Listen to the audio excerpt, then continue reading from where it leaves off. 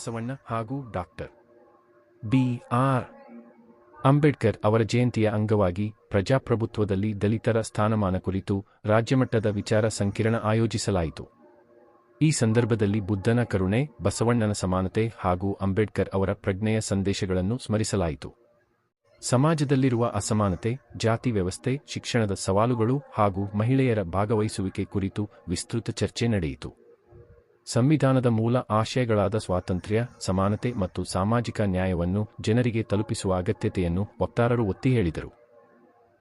ದಲಿತ ಸಮುದಾಯದ ಸಬಲೀಕರಣ, ಶಿಕ್ಷಣದ ಮಹತ್ವ ಹಾಗೂ ಮಹಿಳೆಯರ ನಾಯಕತ್ವದ ಕುರಿತು ಮಹತ್ವದ ಅಭಿಪ್ರಾಯಗಳು ವ್ಯಕ್ತವಾದವು.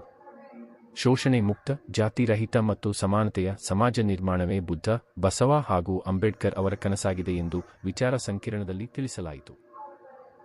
ಕರ್ನಾಟಕ ಸರ್ಕಾರಕ್ಕೆ, ಕೇಂದ್ರ ಸರ್ಕಾರಕ್ಕೆ ಮತ್ತು ರಾಜ್ಯದ ಜನತೆಗೆ ನಾವು ಇವತ್ತು ಸ್ಥಿತಿಗತಿಗಳ ಬಗ್ಗೆ ಒಂದು ವಿಚಾರ ಸಂಕಿರಣ ಮಾಡುವ ಮುಖಾಂತರ, ತಮ್ಮ ಮಾಧ್ಯಮದ ಮುಖಾಂತರ ನಾವು ಇವತ್ತು ಎಲ್ಲರಿಗೂ ಕೂಡ ಮುಟ್ಟಿಸ್ತಕ್ಕಂಥ ಪ್ರಯತ್ನವನ್ನು ನಾವು ಮಾಡ್ತಾ ಇದ್ದೇವೆ. 75 ವರ್ಷ ಆದರೂ ಕೂಡ ಆರ್ಥಿಕವಾಗಿ, ಸಾಮಾಜಿಕವಾಗಿ ದಲಿತರು ಇನ್ನೂ ಮುಂದೆ ಬಂದಿಲ್ಲ. ಇನ್ನೂ ಕೂಡ ಹಾಗೆ ಹಿಂದೆ ಇದ್ದೀವಿ. ಶಿಕ್ಷಣದಲ್ಲಿರ್ಬೋದು, ಆರ್ಥಿಕವಾಗಿರ್ಬೋದು, ರಾಜಕೀಯವಾಗಿರ್ಬೋದು, ಶೈಕ್ಷಣಿಕವಾಗಿರ್ಬೋದು, ನಾವು ಇನ್ನೂ ಕೂಡ 75 ವರ್ಷ ಆದರೂ ಕೂಡ ಇನ್ನೂ ಹಿಂದೆ ಇದ್ದೀವಿ ಅಂತಕ್ಕಂಥ ಆತಂಕ ನಮ್ಮೆಲ್ಲರಲ್ಲೂ ಕೂಡ ಮೂಡಿದೆ. ಹಾಗಾಗಿ ಸಂಘಟನೆ ಇಡೀ ರಾಜ್ಯಾದ್ಯಂತ ಈ ಒಂದು ದಲಿತರ ಸ್ಥಾನಮಾನ ಕುರಿತು ವಿಚಾರ ಸಂಕಿರಣಗಳನ್ನು ಮಾಡುವ ಮುಖಾಂತರ ಜನಜಾಗೃತಿ ಮಾಡಬೇಕು ಅಂತೇಳಿ ನಾವು ಇವತ್ತು ಸಂಘಟನೆ ತೀರ್ಮಾನ ಮಾಡಿ ಮೊದಲಿಗೆ ಇವತ್ತು ಬೆಂಗಳೂರಿನಲ್ಲಿ ಪ್ರಾರಂಭ ಮಾಡಿದ್ದೇವೆ.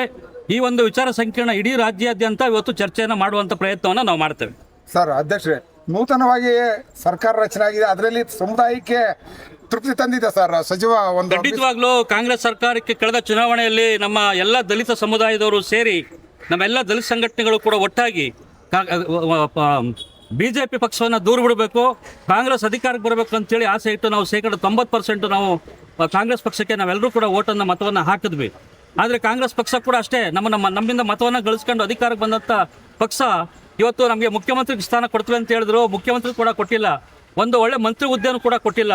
ಈ ಕಾಂಗ್ರೆಸ್ ಸರ್ಕಾರ ಕೂಡ ನಮಗೆ ಇವತ್ತು ಅನ್ಯಾಯವನ್ನು ಮಾಡ್ತಾ ಇದೆ. ನಾನು ಒತ್ತಾಯ ಮಾಡ್ತಾ ಇದ್ದೇನೆ, ಇನ್ನೂ ಹೆಚ್ಚಿನ ರೀತಿಯಲ್ಲಿ ನಮ್ಮ ದಲಿತ ಸಮುದಾಯದ ಶಾಸಕರುಗಳಿಗೆ ಮಂತ್ರಿನ ಕೊಡಬೇಕು ಅಂತೇಳಿ ನಾನು ಹೈಕಮಾಂಡಲ್ಲಿ ಮತ್ತು ರಾಜ್ಯ ಸಿದ್ದರಾಮಯ್ಯ ಸಾಹೇಬ್ರು ಇರ್ಬೋದು, ಡಿ.ಕೆ. ಶಿವಕುಮಾರ್ ಮುಖ್ಯಮಂತ್ರಿಗಳಾದ ಡಿ.ಕೆ. ಶಿವಕುಮಾರ್ ಸಾಹೇಬ್ರಲ್ಲಿ ನಾನು ಒತ್ತಾಯವನ್ನು ಮಾಡ್ತೇನೆ. ಲಾಸ್ಟ್ ಕಡೆ ಪ್ರಶ್ನೆ ಅಧ್ಯಕ್ಷ, ದಲಿತ ಸಂಘಟನೆಗಳು ಒಗ್ಗಟ್ಟಾದ್ರೆ ಬಲ ಬರುತ್ತೆ, ಇನ್ನೂ ಹೆಚ್ಚಾಗುತ್ತೆ, ಅವಾಗ ಸರ್ಕಾರಕ್ಕೆ ಮಣಿಸ್ಬೋದು ಅಂತ ಅನ್ಸಲ್ವಾ? ಖಂಡಿತವಾಗ್ಲೂ ನಾವು ಆ ಒಂದು ದಿಕ್ಕಿನಲ್ಲಿ ನಾವೆಲ್ಲರೂ ಕೂಡ ಚರ್ಚೆಯನ್ನು ಮಾಡ್ತಾ ಇದ್ದೇವೆ. ಎಲ್ಲ ಸಂಘಟನೆಗಳು ಒಟ್ಟಾಗಿ ಒಂದು ಶಕ್ತಿಯಾಗಿ ರಾಜ್ಯದಲ್ಲಿ ಹೊರಹೊಮ್ಮಬೇಕು, ಆವಾಗ ಮಾತ್ರ ಸಾಧ್ಯ ಆಗುತ್ತೆ ಈ ಒಂದು ಸರ್ಕಾರಗಳನ್ನ ಎದುರಿಸಲಿಕ್ಕೆ ಅಂತೇಳಿ ನಾವೆಲ್ಲರೂ ಕೂಡ ಒಟ್ಟಾಗಿ ಸೇರಬೇಕು ಅನ್ನೋ ಮಾತುಕತೆಗಳು ನಡೀತಾ ಇದೆ. ನಾವೆಲ್ಲ ಸಂಘಟನೆಗಳು ಒಟ್ಟಾಗಿ ಮುಂದಿನ ದಿನಗಳಲ್ಲಿ ಒಂದು ವೇದಿಕೆಗೆ ಬಂದು ಒಂದು ಹೋರಾಟವನ್ನು ದೊಡ್ಡ ಪ್ರಮಾಣದಲ್ಲಿ ಮಾಡ್ತಕ್ಕಂಥ ಪ್ರಯತ್ನವನ್ನು ನಾವು ಮಾಡ್ತೇವೆ. ಸರ್, ಒಟ್ಟಾರೆ ಕಡೆಯದಾಗಿ ಇವತ್ತಿನ ಅಂತಿಮ ತೀರ್ಮಾನ ಯಾವ ರೀತಿ ಕೈಗೊಂಡ್ರೆ ಅದ್ರ ಬಗ್ಗೆ ಹೇಳಿ ಸರ್. ಈ ಒಂದು ವಿಚಾರ ಸಂಕಿರಣದಲ್ಲಿ ನಮ್ಮ ಕೋಟಗಾಣಿ ರಾಮಯ್ಯನವರು ಕೂಡ ವಿಚಾರವನ್ನು ಮಂಡಿಸಿದ್ರು, ನಮ್ಮ ಸಿ. ನಾರಾಯಣ ಅವರು ಕೂಡ ವಿಚಾರವನ್ನು ಮಂಡಿಸಿದ್ದಾರೆ, ನಮ್ಮ ಸಂಘಟನೆಯ ಎಲ್ಲ ಸಿ. ರಾವಣ ಅವರು ಕೂಡ ವಿಚಾರವನ್ನು ಮಂಡಿಸಿದ್ದಾರೆ, ನಮ್ಮ ಸಂಘಟನೆಯ ಎಲ್ಲ ಪದಾಧಿಕಾರಿಗಳು ಕೂಡ ಮಾತನಾಡಿದ್ದು ಚರ್ಚೆ ಆಗಿದೆ.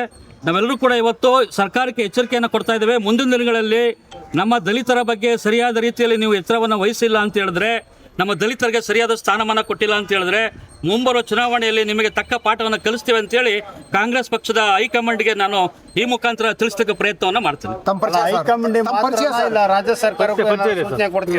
ರಾಜ್ಯ ಸರ್ಕಾರಕ್ಕೆ ಮತ್ತು ರಾಜ್ಯ ಸರ್ಕಾರದ ಆಳ್ತಕ್ಕಂಥ ಎಲ್ಲ ಮುಖ್ಯಮಂತ್ರಿ ಇರ್ಬೋದು, ರಾಜ್ಯದ ಅಧ್ಯಕ್ಷರು ಇರ್ಬೋದು, ಮತ್ತೆ ಮಾಜಿ ಮುಖ್ಯಮಂತ್ರಿ ಸಿದ್ದರಾಮಯ್ಯ ಸಾಹೇಬರು ಕೂಡ ನಾನು ಹೇಳ್ತೇನೆ. ನನ್ನ ಹೆಸರು ಕೆಂಪಯ್ಯ ಸಾಗ್ಯ ಅಂತೇಳಿ, DSS ರಾಜ್ಯ ಸಂಘಟನಾ ಸಂಚಾಲಕರು.